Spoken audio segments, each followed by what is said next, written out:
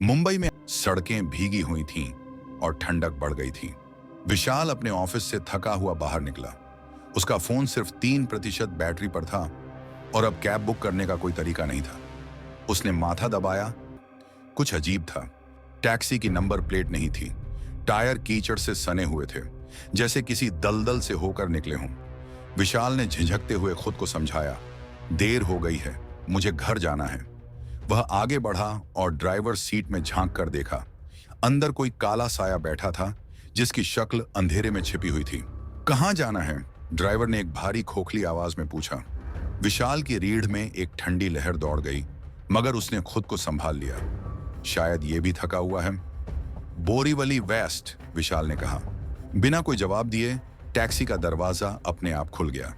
विशाल अंदर बैठा और दरवाजा बंद किया।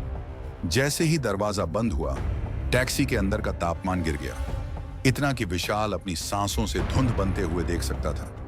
टैक्सी आगे बढ़ी। उसकी हेडलाइट्स सड़क को मुश्किल से रोशन कर पा रही थीं। विशाल ने अपना ध्यान भटकाने के लिए फोन की स्क्रीन देखी। 1% बैटरी। फिर स्क्रीन काली पड़ गई। उसने गहरी सांस ली और खिड़की से बाहर देखने लगा।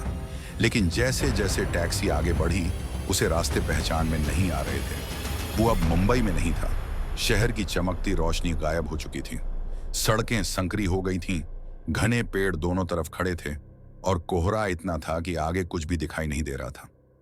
हवा में एक अजीब सी गंध थी। भाई साहब, विशाल ने हिचकिचाते हुए पूछा, ये कौन सा रास्ता है? कोई जवाब नहीं। विशाल का दिल धड़क उठा। उसने थोड़ा तेज आवाज में फिर से पूछा, सुनिए, मैंने आपसे कुछ पूछा। धीरे धीरे ड्राइवर ने अपना सिर घुमाया और तभी विशाल ने देखा, ड्राइवर की आंखें नहीं थीं, बस 2 खाली काले गड्ढे थे जहां उसकी आंखें होनी चाहिए थीं। विशाल की सांस अटक गई। उसने झटके से दरवाजा खोलने की कोशिश की। लॉक था। टैक्सी की स्पीड अचानक तेज हो गई। तभी रेडियो से एक अजीब सी आवाज गूंजने लगी, पीछे मत देखना।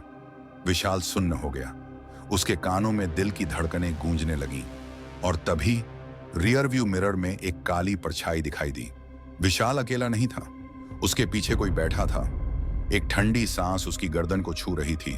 फिर एक फुसफुसाहट आई, तुम्हें अंदर नहीं आना चाहिए था। विशाल के हाथ कांपने लगे। उसने हिम्मत जुटाकर पीछे देखने की कोशिश की, लेकिन वहां कुछ नहीं था, बस एक खाली सीट।